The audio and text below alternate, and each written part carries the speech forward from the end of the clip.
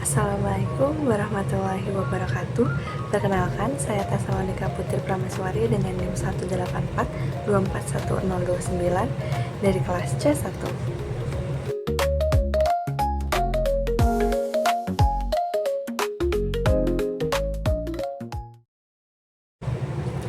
Baik, di sini saya akan menjelaskan mengenai analisis senyawa.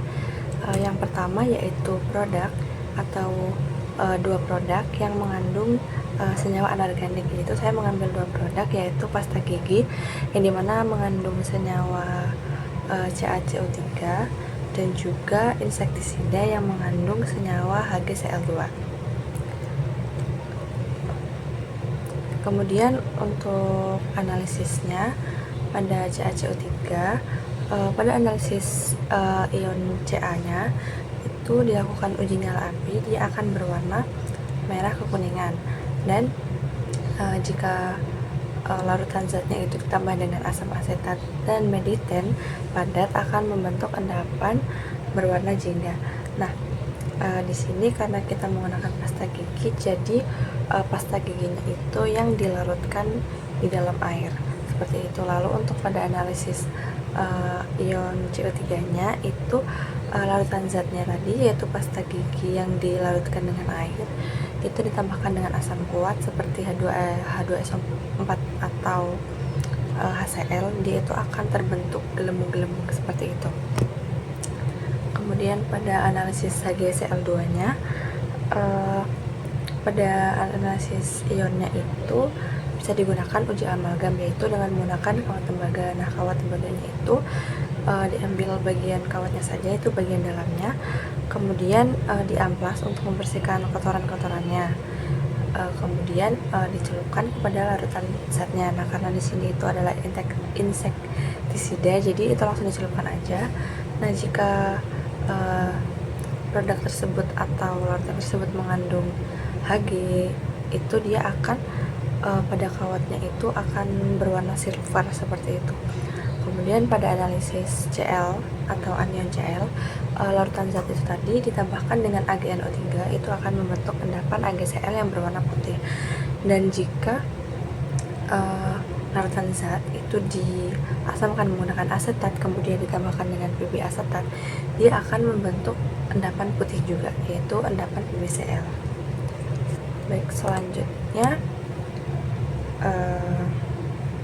pada pembuatan test kit, di sini saya mengambil dari jurnal Indonesia Berdaya dengan judul Pelatihan Pembuatan Kit Deteksi Merkuri Sederhana untuk Peningkatan Keterampilan Laboratorium bagi Pelajar SMK Muhammadiyah 1 Pandaan.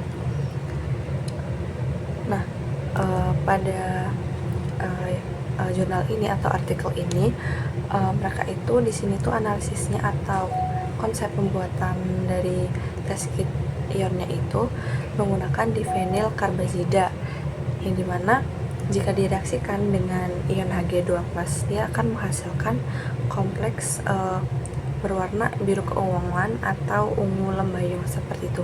Dan untuk prosesnya bagaimana? Untuk kertas harinya itu pertama kali dicelupkan kepada diphenyl karbazidanya. Setelah itu dikeringkan, kemudian ditempelkan pada membran nitroselulosa.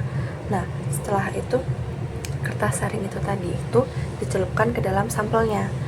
Nah, ketika contohnya diselupkan ke insektisida tadi yang mengandung HgCl2.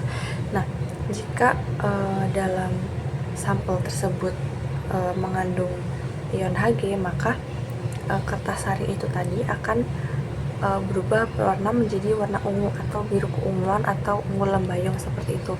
Nah, ketika warnanya berubah menjadi biru keunguan atau ungu lembayung, itu menandakan bahwa di dalam sampel itu mengandung Hg2+ seperti itu.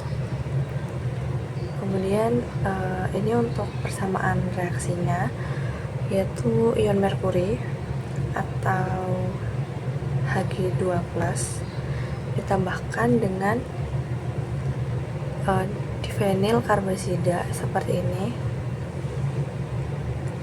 dia akan menghasilkan senyawa kompleks yang berwarna biru keunguan atau ungu yang cenderung lembayung gitu.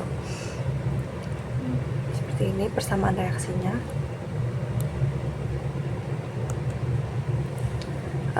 Selanjutnya pada analisis ion logam berat pada cemaran lingkungan, di sini saya mengambil dari jurnal Greensphere, Journal of Environment, Greensphere atau Journal of Environmental Chemistry, yang berjudul analisis kandungan logam berat timbal atau Pb dan merkuri atau Hg dalam limbah menggunakan reaksi kation dan spektrofotometri serapan atom atau SSA. Pada artikel ini atau pada jurnal ini, di sini tuh pada penelitiannya itu dilakukan dua analisis, yaitu analisis kualitatif dan juga analisis kuantitatif. Nah, pada analisis kualitatifnya itu dia tuh dilakukan dengan uji beberapa sampel, yang dimana pada Pb2+ ini dia akan menggunakan HCl4n, yang dimana apabila dia terbentuk endapan, yaitu endapan PbCl, itu akan disaring endapannya dan kemudian direaksikan kembali dengan K2CrO4 atau kalium kromat. Nah, pada uji ini itu dia akan menghasilkan endapan kuning PbCrO4, yang dimana jika sampelnya itu mengandung Pb2+, maka hasilnya akan positif, yang terbentuk endapan kuning atau endapan PbCrO4 atau timbal kromat. Kemudian pada analisis Hg2+ nya itu diuji menggunakan Ki, yang dimana apabila Hg2+ ini ditambahkan dengan Ki, itu akan terbentuk endapan merah beta HGI, seperti itu. Kemudian pada hasil yang didapatkan pada penelitian atau analisis pada artikel ini, pada analisis kualitatifnya itu tidak terbentuk endapan apapun. Jadi pada uji Pb2+ itu tidak terbentuk endapan putih PbCl dan tidak terbentuk endapan kuning PbCrO4, dan di uji merkurinya atau ion Hg2+ nya itu dia juga negatif, yang dimana tidak menghasilkan endapan berwarna merah bata atau endapan HGI, seperti itu. Namun pada analisis kuantitatifnya di sini tuh terlihat bahwa hasil yang didapatkan itu menunjukkan bahwa datanya itu terukur dengan baik. Jadi pada hasil penelitian analisis kuantitatifnya itu terlihat bahwa pada cemaran air ini, pada limbah ini itu dia mengandung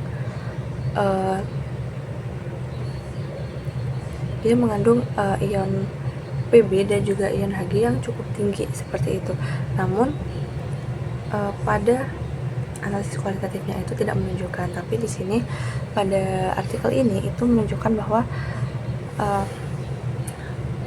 pengujiannya itu kadar logam beratnya, entah itu Pb atau Hg-nya itu sangat tinggi atau melebihi ambang batas yang diperoleh, sehingga sampelnya itu dia tergolong tercemar atau berbahaya, seperti itu. Mungkin cukup sekian video presentasi dari saya, Tasalonika Putri Prameswari. Apabila terdapat kesalahan dalam perkataan maupun kalimat, saya mohon maaf. Wassalamualaikum warahmatullahi wabarakatuh.